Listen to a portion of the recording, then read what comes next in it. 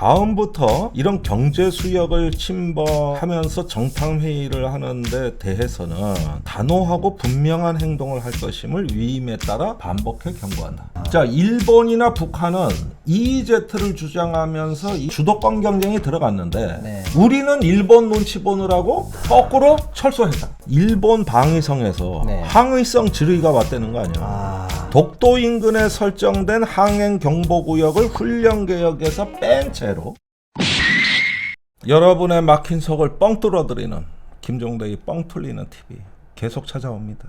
뻥뻥 뚫어주십시오, 의원님. 답답해 죽겠는데. 요즘 동해에서 이상한 일들이 많이 일어나고 있어요. 북한의 김여정 노동당 부부장이 오랜만에 나왔어요. 오랜만에 왜 나왔을까요, 근데? 그러니까 지난 10날 월요일이 되겠죠. 미국 공군 전략정찰기가 네. 울진 동쪽 270여 킬로에서 통천 쪽, 네. 이거 북한이죠. 네. 동쪽 430킬로 해상 상공에서 예. 해상 군사 분계선을 넘어 경제 수역 상공을 침범하였다. 네. 그래서 조선민주주의 인민공화국의 동부 지역에 대한 공중 정찰을 감행했다. 아하. 그래서 북쪽에서 자기네들이 전투기를 출동시켜 대응하자 물러갔다. 예. 다음부터 이런 경제 수역을 침범하면서 정탐 회의를 하는데 대해서는 단호하고 분명한 행동을 할 것임을 위임에 따라 반복해 경고한다. 아, 요게 김여정의 말입니까? 아, 그러니까 미국이 EEZ를 침범해 왔다. 정찰하러. 그래서 우리가 쫓아냈다. 한 번 더 오면 가만 안 있겠다. 그렇습니다. 아. 자, 그런데 이 사건이 왜 중요하냐? 물론 네. 그러자 이제 우리 합참에서 허위 사실로 긴장 조성하는 행위를 중단할 것을 엄숙히 촉구한다. 이러니까 11일 날 재차 김여정이 나와가지고 네. 좌표까지 줄줄 읊으면서 아까 얘기했던 네. 1위로 넘어왔잖아. 1위로 군사분계선 넘어왔잖아. 네. 어디 거짓말을 백주대낮에 또 해. 아. 이러면서 또 친 거야. 아, 우리 합참이 거짓이라고 하니까 어. 반박을 했다 이거죠. 그렇죠. 여기서 눈여겨볼 대목을 살펴보겠어요. 예. 우선 북한이 배타적 경제 수역, 즉 EEZ를 주장한다. 네. 이거 조금 생소하거든. 그러니까 EEZ는 영공이나 영해가 아니라고. 예. 그건 뭐냐면은 자기네 나라 해안선으로부터 200거리 여기를 배타적 경제 수역이라고 하는데 이게 국제적으로 공인된 논리가 아니에요. 네. 예컨대 한국, 일본은 EEZ가 겹쳐요. 서로 200캐리고 긋다 보면은 당연히 겹칠 거 아니에요? 겹치죠. 그래서 한일 간의 그 겹치는 영역을 중간 수역이라고 그래요. 그렇죠. 여기에 독도가 있어요. 그렇죠.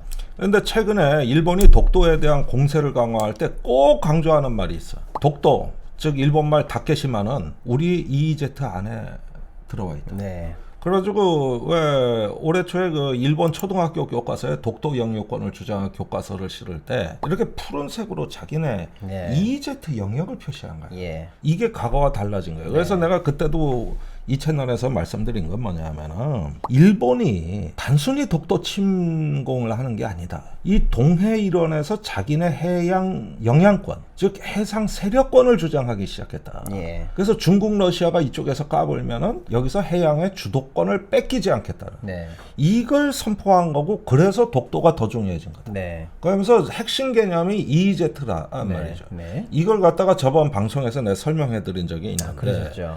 지금 북한이 똑같은 말을 하는 거예요. 그러니까 독도가 솔직히 말씀드리면 우리가 사실상 실효 지배를 하고 있기 때문에 또 우리나라 영토고, 그러니까 독토를 빼들어가려면 전쟁 말고는 솔직히 답이 없는데 그래서 뭐 자기네 영토니 뭐니 이런 소리 빽빽 해봐야 기분만 나쁘고 역사적 앙금만 남는다 이렇게 평가절하하는 분들이 계시는데 의원님께서 짚어주신 내용은 왜 일본이 독도를 고유 영토라고 하느냐? 바로 경제 수역을 주장함으로써 동해에서의 해상권 영향력을 강화하려고 하는 거예요. 그게 복심이고 여기서 EEZ라는 개념을 일본이 앞으로 계속 주장할 거다 이런 말씀을 주셨는데 그렇습니다. 북한이 난데없이 EEZ 개념을 지금 들고 왔다 이런 말씀이시네요. 그렇습니다. 그 다음에 국방성 담화가 또 발표되는데 여기에서 이달만 해도 이달은 7월이죠. 네. 지난 2일부터 9일까지 연 8일에 걸쳐 미 공군 소속 전략 정찰기들인 RC-135, 그 다음에 U2S, 그 다음에 무인 정찰기 RQ-4B, 요게 번갈아 조선동해와 서해 상공을 비행하며 우리의 전략적 중심 지역에 대한 도발적 공중정탐 행위를 벌였다. 네. 자, 잘 봐봐. 기종이 나와. 예. 날짜가 나와. 네. 그러면서 지역이 나와. 네. 북한이 어떻게 알았지 이걸? 북한의 탐지 기술로 이 정도까지는 못합니까? 못하죠. 거기에다가 무인 정찰기 같은 건 잘 탐지도 안 될 텐데. 네. 밥 우드워드 그 워싱턴 포스트 대기자 그 사람이 쓴 레이지라는 책이 있어요. 이게 예. 트럼프 대통령 때 비사인데 그때 북한이 동해상으로 미사일을 많이 쏠대요.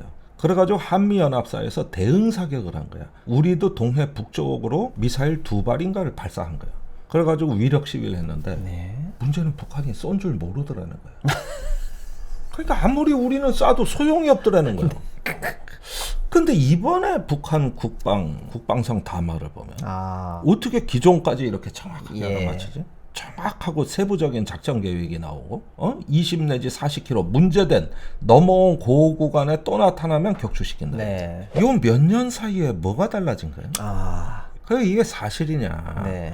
물론 합참에서는 허위 사실 주장으로 긴장을 조성하는 행위를 중단하라는데 그럼 우리가 사실이라고 그러겠어 그러면은 네. 이런 거 다 군사 비밀인데 네. 어디 중국이나 러시아에서 도와주지 않으면 네. 북한 자체가 이런 것들을 탐지하고 추적할 능력이 안 돼요. 예. 그리고 북한이 우리 가끔 깜짝깜짝 놀라게 하는 대목이 이건데 가끔 우리 언론에 안 나온 걸 발표할 때가 있다고. 네. 우리 연합 공중훈련이라든가 네. 아니면 미군 동향에 대해 가지고. 그런데 최근에 북한이 정찰위성을 발사한다 그랬다. 물론 실패했지만 또 발사할 겁니다. 그러면서 최근에 북한의 그 ISR이라 그러죠. 정보감시 탐지죠. 정찰 능력이 어디선가 제공되는 것 같다. 자체적으로 되는 것 같고 외부 지원도 받는 것 같다. 네. 그러니까 지금 우리가 중국하고 멀어지고 이게 동아시아에서 신냉전이 된 결과가 이거 아니냐는 거야. 내 얘기가 이게. 어떻게 알았을까? 그리고 이렇게 구체적으로 발표한다는 거는 이게 사실이 아닌 거를 발표하게 되면 우리는 북한이 뭐에 속았구나. 뭔가 다른 요인이 있겠구나. 이러면서 우리한테 정보를 주는 게 되기 때문에 북한이 사실이 아닌 걸 과장해서 발표를 할 수가 없어요. 그렇죠. 분명히 뭘 우리가 보내긴 보냈는데 기종도 틀려. 날짜도 틀려. 그다음에 그 지역도 아니야. 이렇게 되면은 북한이 겁을 먹어가지고 아무 소리나 막 떠드는구나. 이걸 우리가 알아버리잖아. 그러니까 이게 심상치가 않다. 그러던 와중에 동해에서 긴장이 고조되는 동안에 올 4월에 터진 사건 하나가 최근에 7월에 들어와가지고 동아일보 단독으로 기사가 하나 터졌어. 네네. 4월에 우리가 여름에 할 해상 군사훈련을 해야 되기 때문에 항행 경보를 발명을 세 지역을 했다고. 그 중에 하나가 울릉도하고 독도 사이에요. 그런데 올해 4월에 일본 방위성에서 항의성 질의가 왔다는 거 아니야. 이거 다케시마에서 작전하겠다는 얘기 아니냐? 이거 독도 방어훈련 아니냐? 이런 식의 질문이 오니까 황급히 우리 국방부에서 계획을 수정해가지고 울릉도 독도 상에 있는 항행 경보 구역을 철회하고 대신 울진 쪽에 이 짝에다가 새로운 항행 구역을 설정했다. 이 항행 경보 구역이란 건 뭐냐면 이런 겁니다. 민간 선박이 다니기 때문에 군사훈련을 해상에서 하면 민간 선박 보고 접근하지 마라. 옆을 지나가더라도 조심해라. 이렇게 해서 국제해사기구 홈페이지에도 공개를 하고 이렇게 경보를 발령하는 거예요. 그럼 여기선 군사훈련을 한다는 얘기가 되는 거죠. 근데 이거를 일본 항의가 들어오고 취소시켰다. 우리가 항해 경보 구역을 올려놓으니까 일본 방위성에서 야, 그 독도 인근 훈련 같은데 하지 마라고 했더니 우리가 훈련 계획을 바꿔서 독도를 빼고 일로 넘어왔다는 얘기죠. 그렇습니다. 그래가지고 뭐하는 놈... 4월 중순에 당초 해군이 선포한 계획과 달리 독도 인근에 설정된 항행 경보구역을 훈련 계획에서 뺀 채로 북한 도발 대비 해상 훈련을 감행했다. 이렇게 된 거예요. 우리나라 군대가 우리나라에서 훈련하다가 일본의 항의를 받고 구역을 빼준다는 게 이게 뺐어요. 영토 방위를 포기한 겁니까? 뭡니까 이게? 대신 동해안에서 기사문에서 후포 동쪽 해상 한 곳에 추가 해상 경보 구역을 새로 설정했다. 이 얘기는 뭐냐면은 독도 인근에서 하던 그 훈련 계획을 옮겨서 했다. 후포 쪽으로. 이렇게 됐던 거예요. 이게 일본이 찍소리 한다고 지금 훈련도 못 한다는 얘기 아닙니까? 그 얘기예요. 일본에서 전화 한 통 받고 얼른 취소해드린 거예요. 어떻게 도시락 폭탄이라도 챙겨야 되나 이거. 그러니까 지금 제가 김여정 남하로부터 지금 동해에서 무슨 일이 벌어지고 있는가를 쭉 설명을 해드리는 건데 자, 일본이나 북한은 EEZ를 주장하면서 이 해상 주도권을 놓치지 않기 위해서 이 해상의 세력권을 확장하고 영향권을 확장하는 주도권 경쟁이 들어갔는데 우리는 일본 눈치 보느라고 거꾸로 철수했다. 이 얘기가 되는 거예요. 이 얘기가 되는 거예요. 이 얘기가.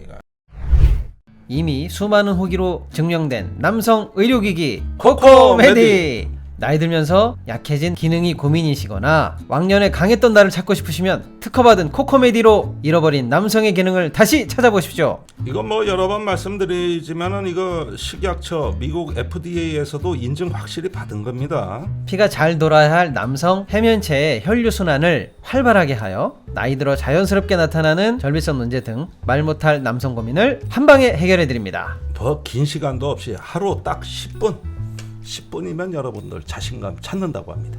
네, 맞습니다. 더 이상 망설이지 마시고 무료 상담 신청해 주십시오. 여름맞이 기력이 떨어지신 우리 구독자분들을 위한 특별 이벤트, 특별 가격 할인과 특별 사은품을 듬뿍 드리고 있습니다.